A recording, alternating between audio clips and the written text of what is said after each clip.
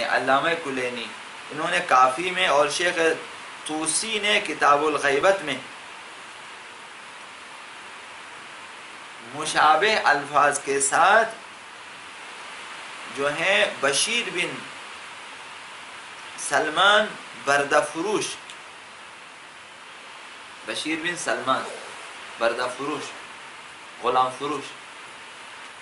جس کا کام غلاموں کو لانا اور ان کو بیچنا تھا، جو کہ نسل ابو ایوب انصاری میں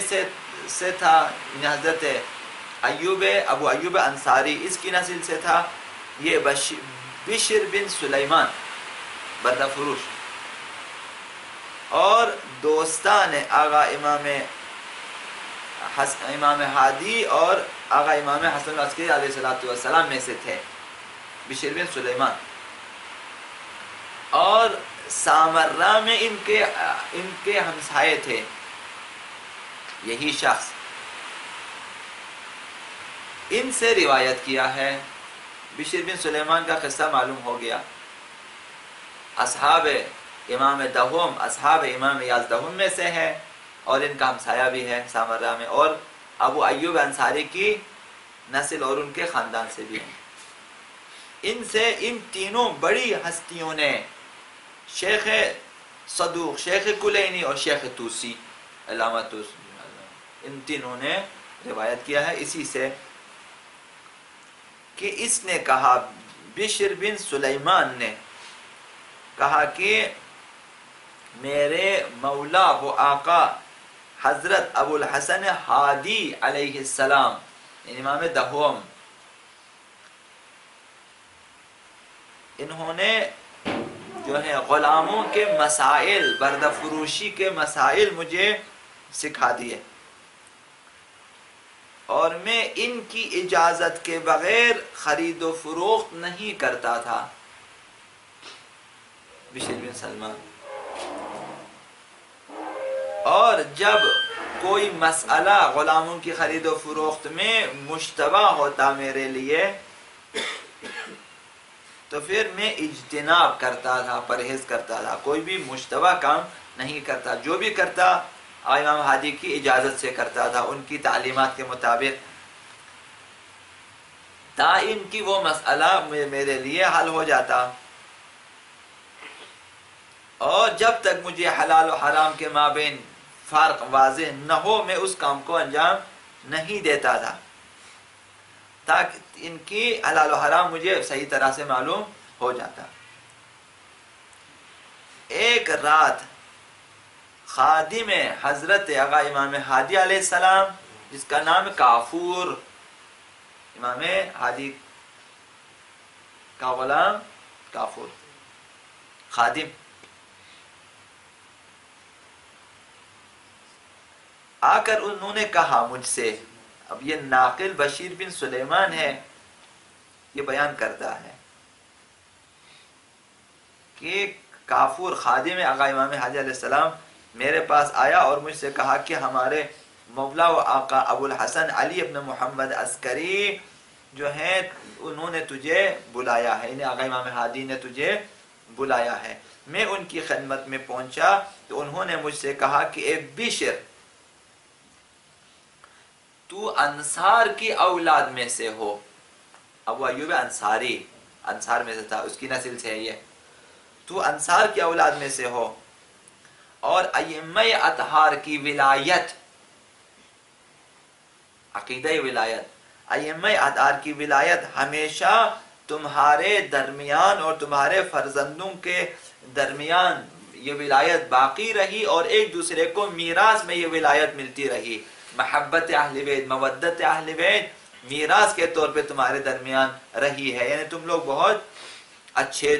شیعوں میں سے ہو، انصار میں سے ہیں۔ یہ اس کے بارے میں امام نے بیان کیا، اور آپ اور تو جو ہے مورد اطمینان اہل بیت ہو، تم لوگ ایسے لوگ ہیں جن کے اوپر اہل بیت اعتماد کرتے ہیں، میں چاہتا ہوں کہ تجھے ایسی فضیلت عطا کر دوں، ایسا کام کہ جو تیرے لیے فضیلت ہے، برتری ہے، مقام ہے، مرتبہ ہے، افتخار ہے، عزت ہے، سربلندی ہے تمہارے لیے. میں ایک ایسے کام پہ تجھے مأمور کرنا چاہتا ہوں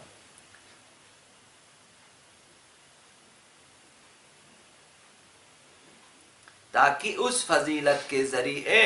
جو ہے باقی شیعوں پہ ہماری دوستی کے سلسلے میں آگے بڑھے. یعنی پھر تمہاری دوستی ہم سے بھی زیادہ ہو جائے گی باقی شیعوں کی نسبت.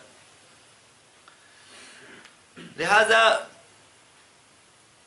میں تجھے ایک راز سے آشنا کرنا چاہتا ہوں اور ایک کنیز کی خریداری کے لیے تجھے مأمور کر دیتا ہوں، تجھے یہ کام سونپ دیتا ہوں کہ کنیز کی خریداری کرے ہمارے لیے. اور اس طرح تم ایک بہت بڑے راز سے آشنا ہو جاؤ گے اور پھر تمہارے لیے ایک فضیلت بھی ہے، اور یہ ایسی فضیلت ہے کہ باقی شیعوں پہ پھر تمہاری فضیلت زیادہ ہو جائے گی، دوستی اہل بیت، محبت اہل بیت زیادہ ہو جائے گی. مقام آقا امام زمان اس قدر ہے کہ حتیٰ ابھی کنیز کی خریداری کے لیے آقا امام مہدی علیہ السلام اب اسے فضیلت دے رہے ہیں، جبکہ اس نے جا کے خالی خرید کے لانا ہے کہ یہ تمہاری فضیلت کہ تم باقی شیعوں سے آگے بڑھ جاؤ گے. لہذا یہاں تک فرمایا یا بشر انک من ولد الانصار وهذه المولا لم تزل فيكم يرثها خلف عن سلف وانتم ثقاتنا اهل البيت واني مشرفك بفضيلة تسبق بها الشيعة في المولات بسر اطلعك عليه وانفذك في اتباع امة. میں تمہیں ایک راز کے سلسلے میں تمہیں آگاہ کرنا چاہتا ہوں، ایک ایسے کام پہ مأمور کرنا چاہتا ہوں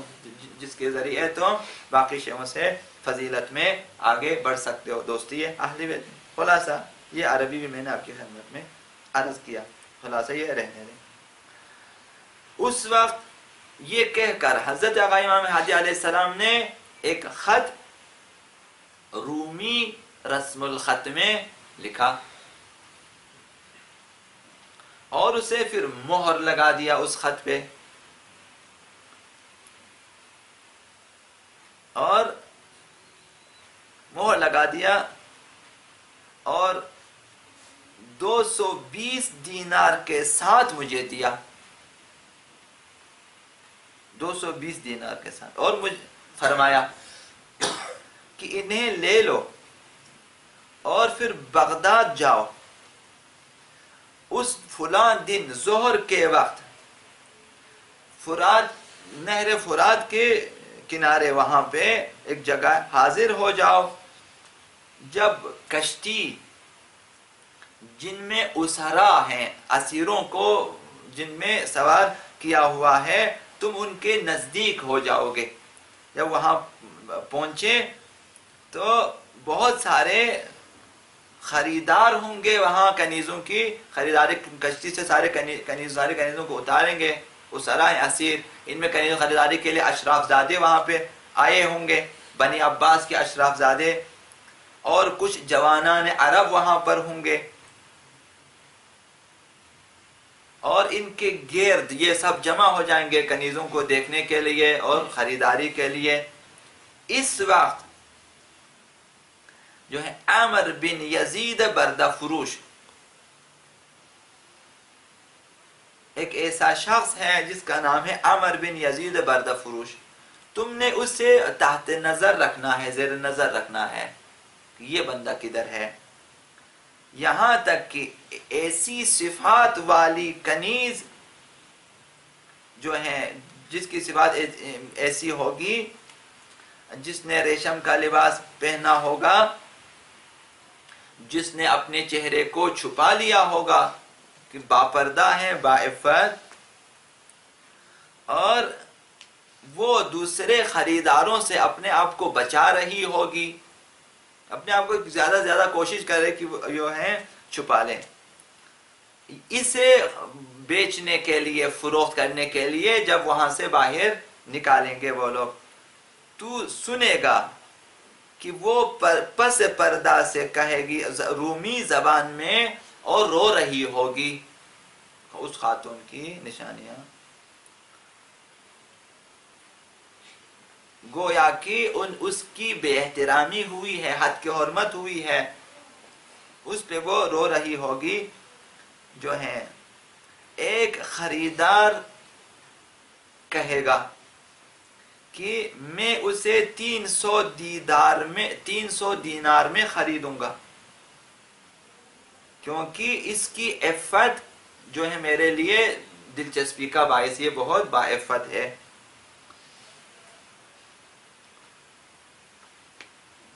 اس کے جواب میں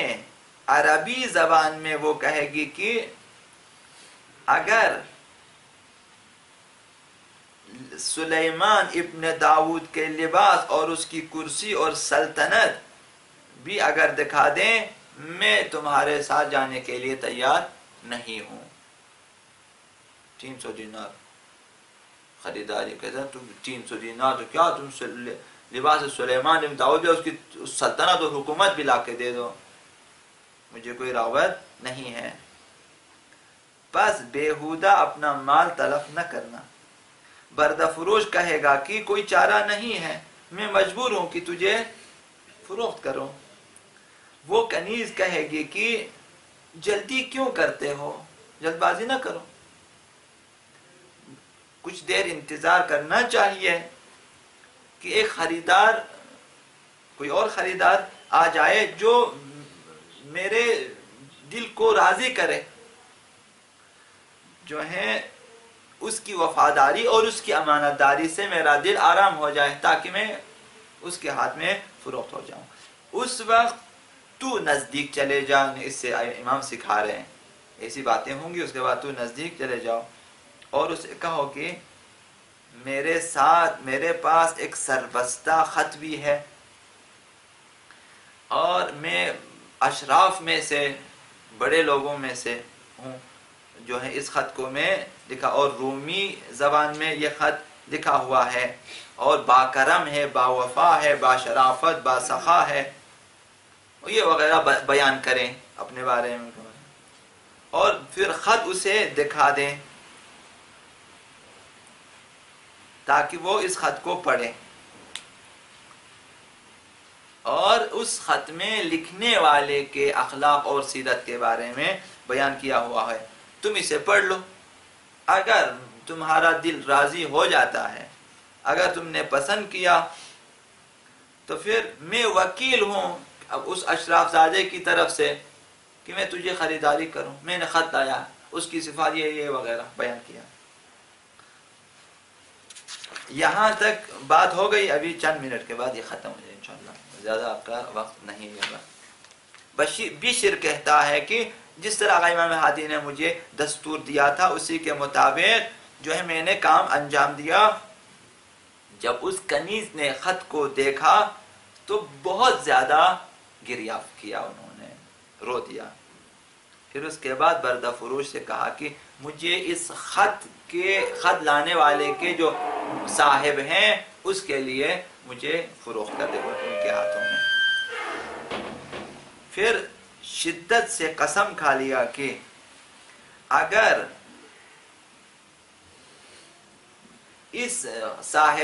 اس خط لانے والے کے ہاتھ مجھے فروخت نہ کیا تو میں خودکشی کر لوں گی. اس طرح سے تو یہ بشر کہتا ہے کہ میں ایک جو ہے مدت تک تھوڑی دیر تک اس کی قیمت کے بارے میں بردہ فروش سے میں نے گفتگو کی، سے چنے بازی ہم لوگ کرتے ہیں. انہوں نے کیا تا ان کی جو پیسے امام حاجی نے دیے تھے 220 درہم، اسی پہ راضی ہو گئے. وہ راضی ہو گئے. میں نے جو ہے پیسے ان کے حوالے کیے اور کنیز کو اپنے ساتھ جو ہے خوشی اور سرور کے ساتھ اسے لیا اور لایا یہاں پہ گھر تک، بغداد میں گھر تک لے آیا. جب ہم وہاں پہنچے، انہوں نے امام کے خط کو اپنے جیب سے باہر نکالا، اسے بوسہ دیا اور اپنے جو ہے آنکھوں سے لگا دیا اور اپنے بدن سے اسے جو ہے بدن پہ ملنا شروع کیا. میں نے اسے کہا کہ کیا عجیب باتیں ہیں، کیا عجیب غریب کام ہیں. خط کو چوم لیتی ہو اور پھر اسے جو ہے اپنے آنکھوں پہ لگا لیتی ہو، پھر بدن سے مس کرتی ہو. انہوں نے جواب دیا، انہوں نے کہا کہ ایک کم معرفت خط، چونکہ رومی زبان میں شاید اسے پتہ نہیں چلا کہ اس کے اندر کیا لکھا ہوا ہے. ان سے کہا کہ اے درمندے کم معرفت، مقام اولاد پیغمبر کی معرفت کم ہے، میری باتیں سنو اور دل کو بھی میری طرف متوجہ رکھو. میں ملیکہ دختر یشوعا پسر قیصر بادشاہ روم میں شہزادی ہوں، حضرت یشوعا کی نسل سے. دختر یشوعا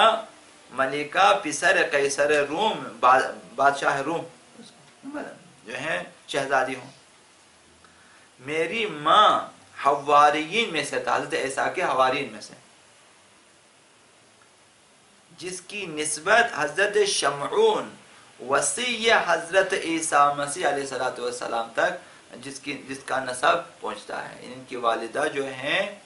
حضرت نرجس خاتون کی والدہ کا سلسلہ نسب حضرت شمعون وصی حضرت عیسیٰ تک ان کا نسب پہنچتا ہے. تو انہوں نے اس طرح سے بیان کیا.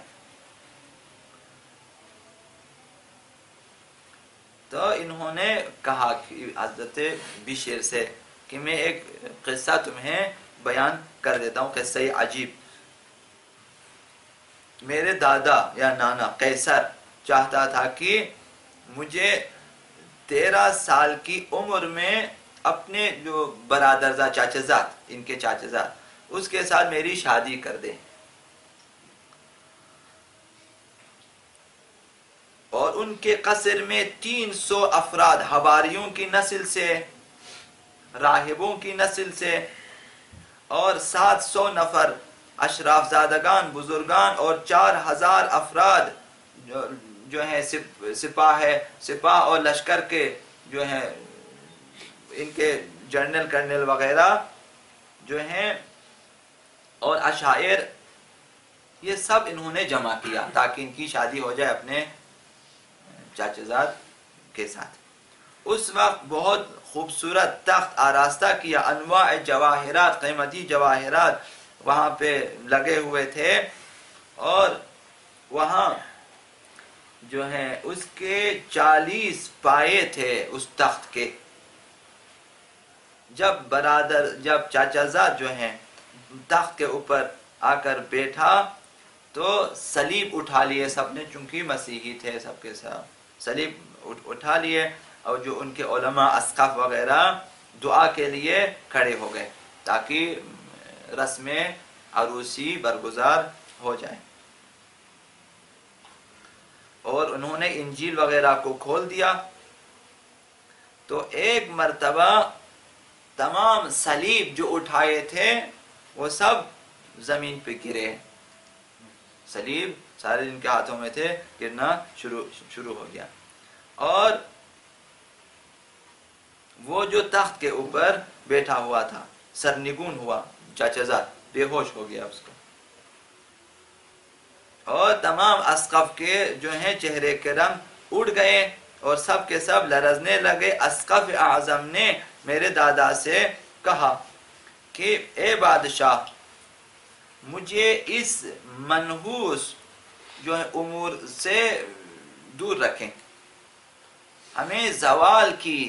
جو ہے نشانی نظر آ رہی ہے، ہمارا دین کا زوال ہونے والا ہے، یہ جو صلیب وغیرہ گر ہیں نشانی، لہذا ہمیں اس کام سے معاف رکھیں. تو میرا دادا بھی شدت سے جو ہے انہوں نے بدفعلی لیا کہ یہ تو بدشگونی ہے، سارے صلیب گر رہے ہیں، توڑ رہے ہیں، سب چاچازاد بھی اوپر سے گرا، دلہا بھی گرا ہوا، بے ہوش ہے، وہ سب کے سب لرز رہے ہیں. لہذا اور ان کے کشیشوں سے، علماء سے کہا کہ جو ہے صلیبوں کو دوبارہ سے اٹھائیں، اور یہ جو بدبخت شخص ہے، اسے بھی لے کر آئیں،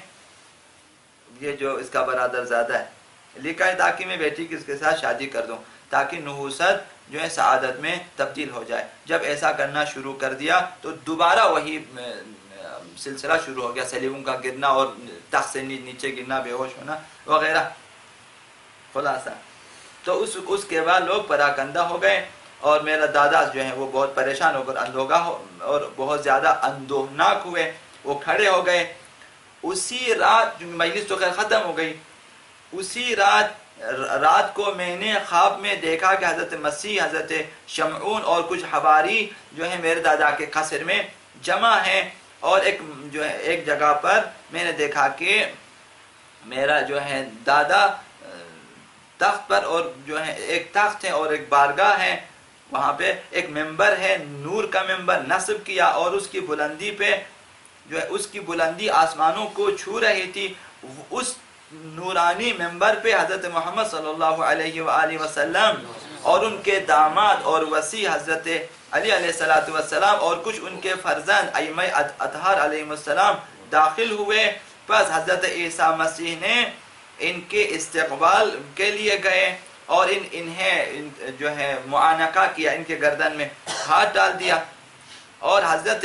محمد صلی اللہ علیہ وآلہ وسلم نے فرمایا کہ اے روح اللہ، حضرت عیسیٰ کا لقب، اے روح اللہ، میں آیا ہوں تاکہ تمہارے جانشین حضرت شمعون جو ہیں اور ان کی بیٹی ملیکہ سے اپنے فرزند کے لیے خواستگاری کا کام انجام دو، اور ان کے ہاتھوں سے حضرت ابی محمد علیہ السلام فرزند جو ہے اسی حضرت آقا امام ہادی علیہ السلام کی طرف اشارہ کیا کہ جس نے خط دیا تھا کہ ان کے فرزند کے لیے ان کی بیٹی کا میں جو ہے خواستگاری کے لیے آیا ہوں۔ یہی حضرت نرجس علیہ السلام۔ حضرت مسیح علیہ السلام نے شمعون کی طرف دیکھا اور کہا کہ